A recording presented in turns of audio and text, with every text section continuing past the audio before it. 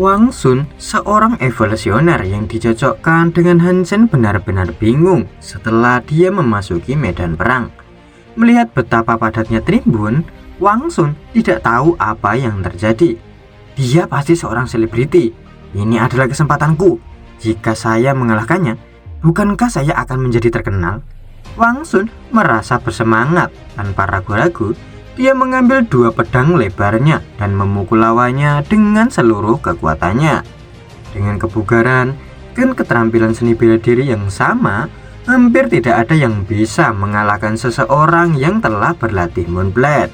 Bahkan lawannya yang juga menggunakan pedang ganda, Moonblade masih akan jauh lebih baik.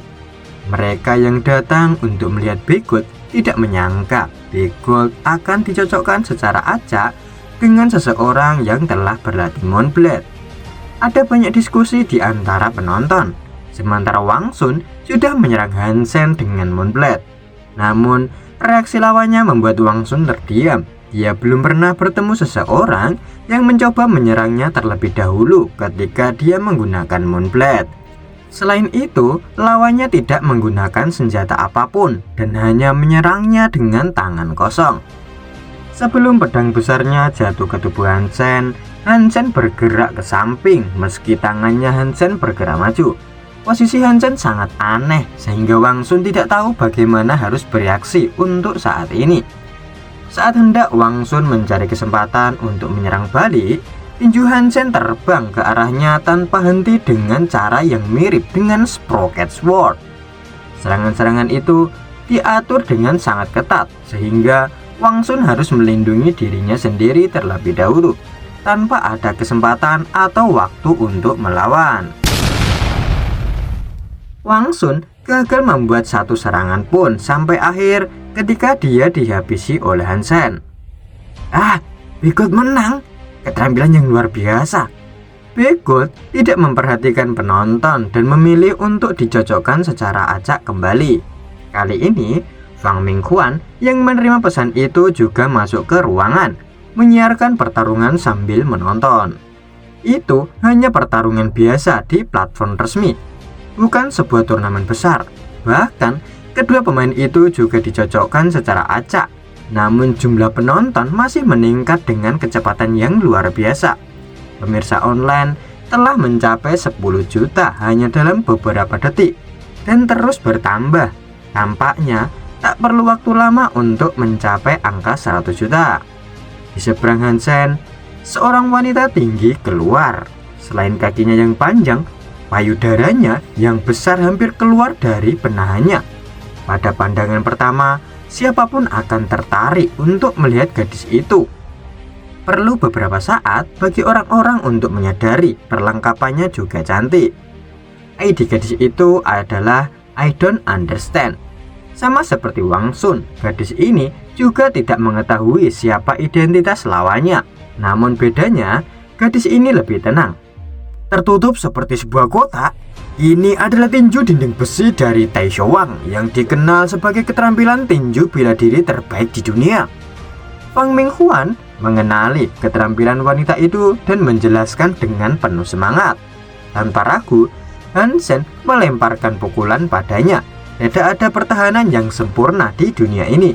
Demikian pula serangan Hansen tidak bisa sempurna. Si cantik menggunakan keterampilan tinju dinding besi untuk memblokir serangan Hansen. Ketika kedua tinju itu bersentuhan, keduanya merasakan kejutan. Hansen tidak bisa menguasai dan kekuatan kecantikan tidak lebih lemah darinya.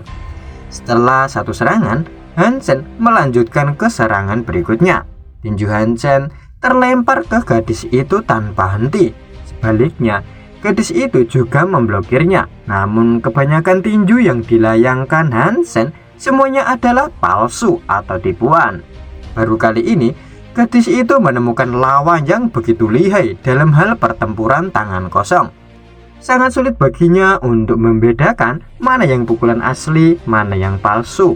Jika itu adalah orang yang berbeda, orang itu tidak akan bisa bertahan di bawah perubahan yang begitu cepat. Namun si cantik melangkah keluar dan membalikkan pinggangnya dengan tiba-tiba untuk meletakkan tangannya di depan kepalan tangan Hansen.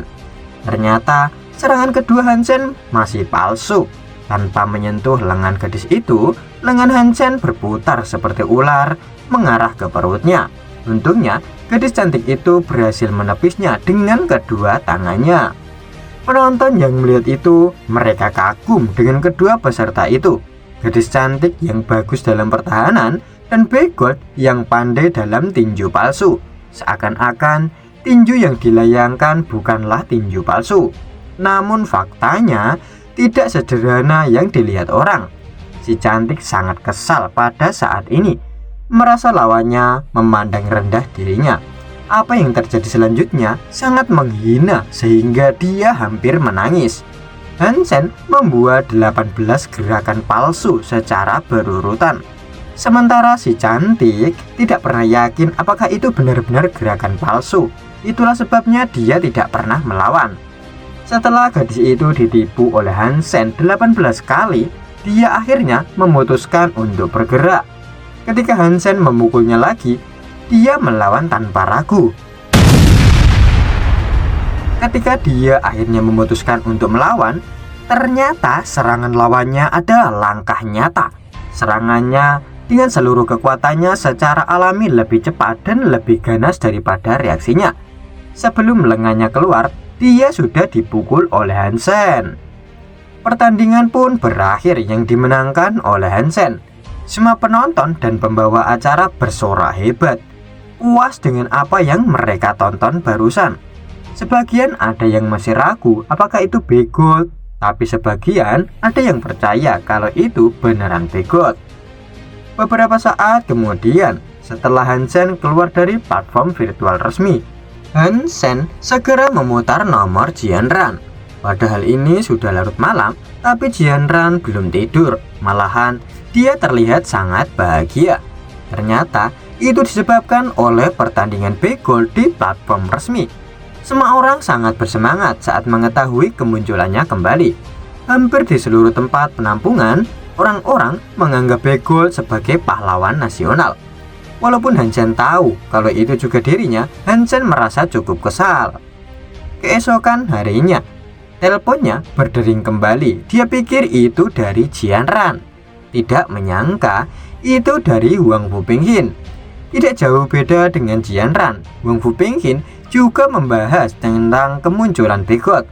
Memang benar kalau semua orang mengidolakannya, tetapi yang membuat Wang Fupinghin penasaran bukan karena kemunculannya saja, tapi gerakan kakinya. Gerakan kakinya mirip seperti Heavenly Go atau teknik catur. Setaunya Wang Fupinghin, teknik ini hanya dipelajari oleh 2 orang saja, dan itu juga berasal dari Saint Martial Hall miliknya. Orang pertama adalah neneknya Wang Fupinghin, dan yang kedua adalah muridnya. Sontak, Hansen pun bertanya pada Wang Fupinghin, "Apakah murid dari nenekmu ini Huin?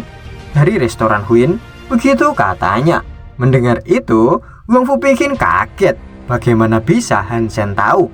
Hansen pun menjelaskan kalau dia pernah bertemu Huin di Gladiator, sehingga dia bisa sedikit belajar teknik Huin. Masih tidak percaya, Wang Fupinghin pun meminta Hansen untuk menunjukkannya. Hansen hanya menunjukkan apa yang dia pelajari dari Huin dan tidak mengekspos bagian teknik apapun dalam Sutra Dongsuan. Setelah dia menyaksikan demonstrasi Hansen, dia menatap Hansen dengan tatapan aneh. Huin adalah orang yang sangat bangga dengan dirinya. Bahkan Wang Fupinghin saja dicuekinnya seperti tidak dianggap. Bagaimana bisa Hansen yang orang luar diajari oleh Huin? Hansen pun mulai cerita gimana dia bertemu Huin dan bisa sedikit menguasai skill Heavenly Go. Mengetahui penjelasan Hansen, tiba-tiba Wang Fupinghin pamit ke Hansen dan menutup teleponnya.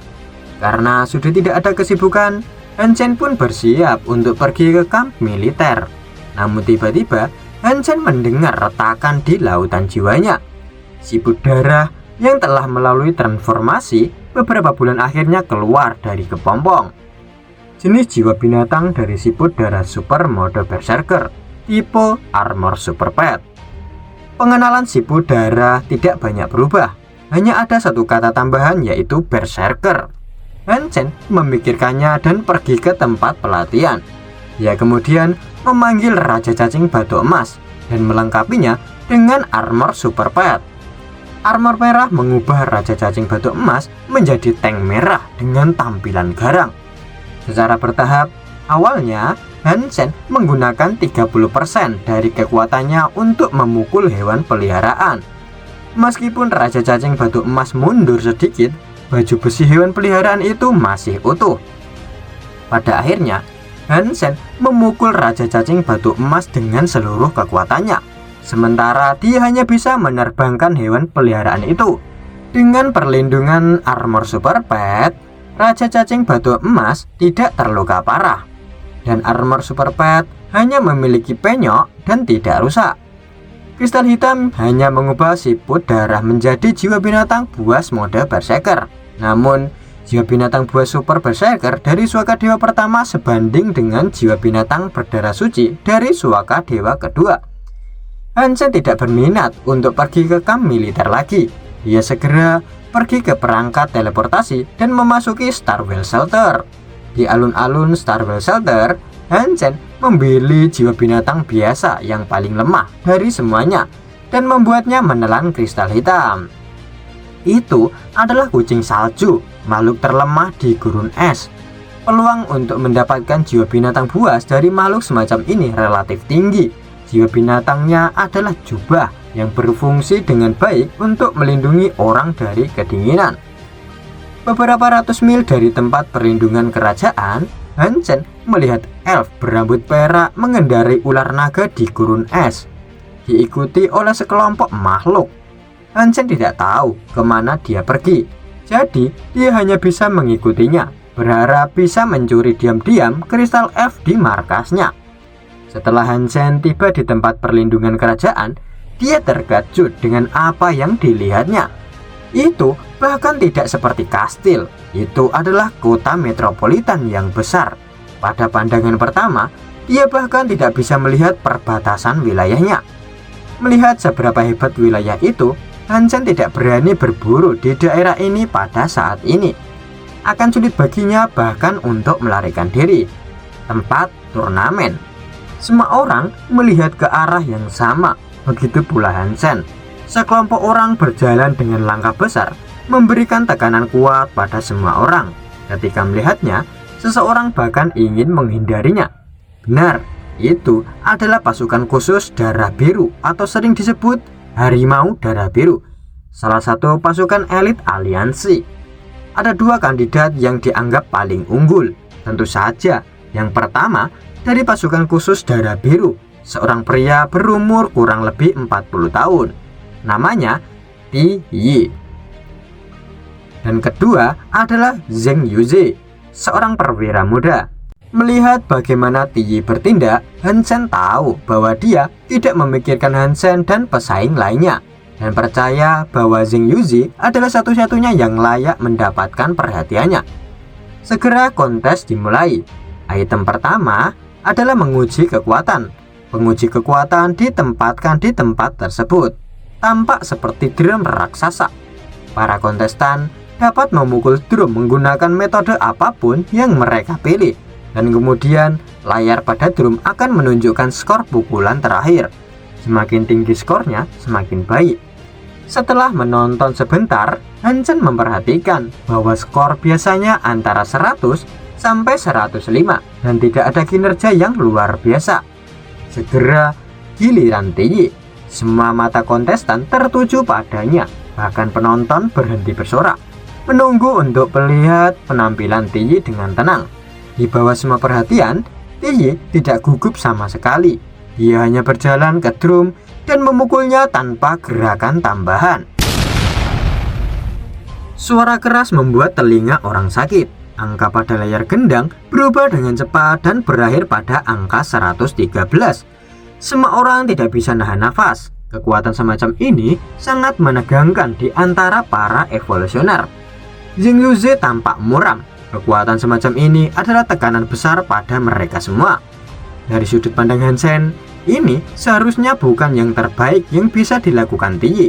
Jika dia menggunakan semua yang dia punya, dia seharusnya bisa membuat skornya sedikit lebih tinggi. Kemudian giliran Zheng Yuzi. Zheng Yuzi berjalan ke drum, menggunakan napas dalam-dalam, meraung keras, lalu memukul drum dengan keras. Layar menunjukkan angka 114, sehingga menimbulkan tepuk tangan meriah dari para penonton. Jumlah ini bahkan lebih baik daripada Tiyi, yang meningkatkan moral para prajurit. Di tribun VIP, dua orang petinggi sedang menonton. Mereka adalah kepala pasukan Galaksi Baradaya dan sekretarisnya. Melihat performa Zheng Yuzi membuat kepala pasukan cukup bangga, walaupun Tiyi belum menggunakan seluruh kekuatannya. Menurut kepala pasukan itu sudah bagus. Maklum, Tiyi mempunyai kekuatan yang besar karena pasukan mereka diberikan sumber daya yang melimpah jika dibandingkan dengan Zheng Yuzi.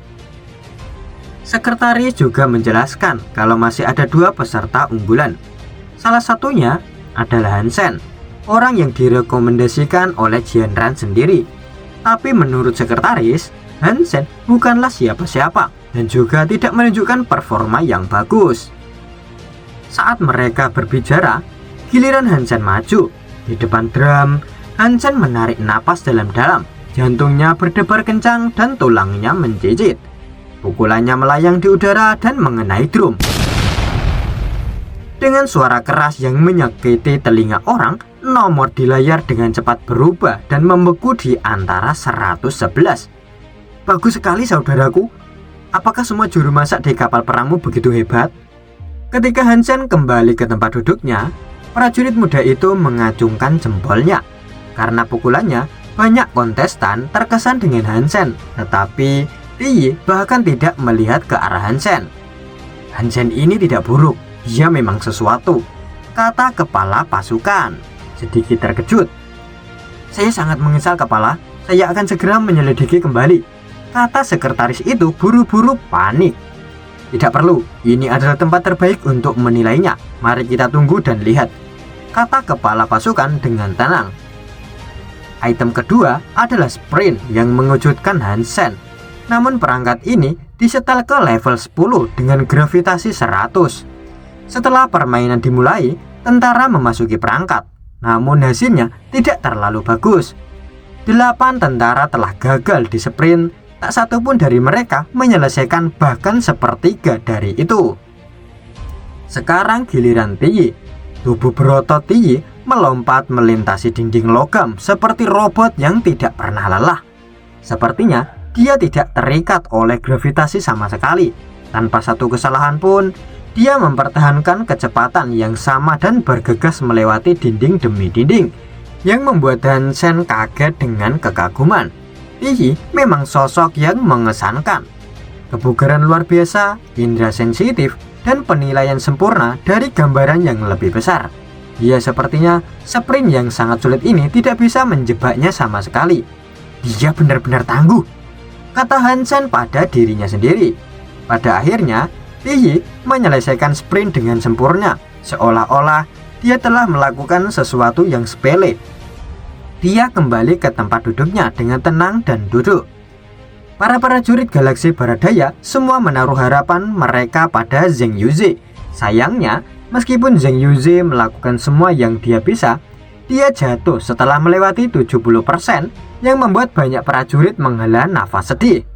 Kakak, bagaimana denganmu? Apakah Anda pikir Anda bisa melakukannya? Kami hanya bisa mengandalkanmu sekarang. Mendengar prajurit muda itu, para kontestan lain juga memperhatikan jawaban Hansen. Tidak masalah, jawab Hansen singkat.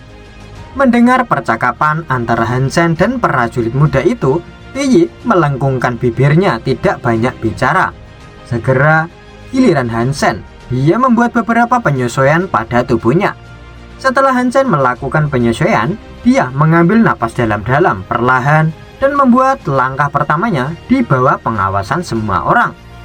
Saat membuat langkah pertama, Hansen sebenarnya sudah menghitung semua langkah yang akan dia buat di perangkat untuk menghabiskan setiap ons energi dengan sempurna tanpa ada pemborosan. Gerakan Hansen berbeda dari orang lain dan juga jauh berbeda dari cara brutal Tiyi melewati perangkat.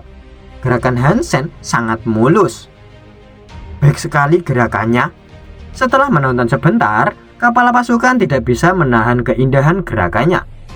Tiye sedikit menyernyit. Bahkan dia terkejut dengan penampilan Hansen. Kemampuan untuk mengendalikan tubuh dengan sangat hati-hati adalah sesuatu yang bahkan tidak bisa dia capai.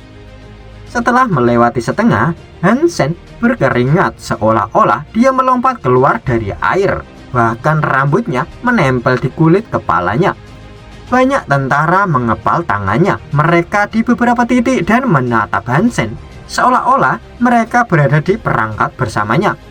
Ketika Hansen akhirnya mencapai akhir, semua orang merasa lega.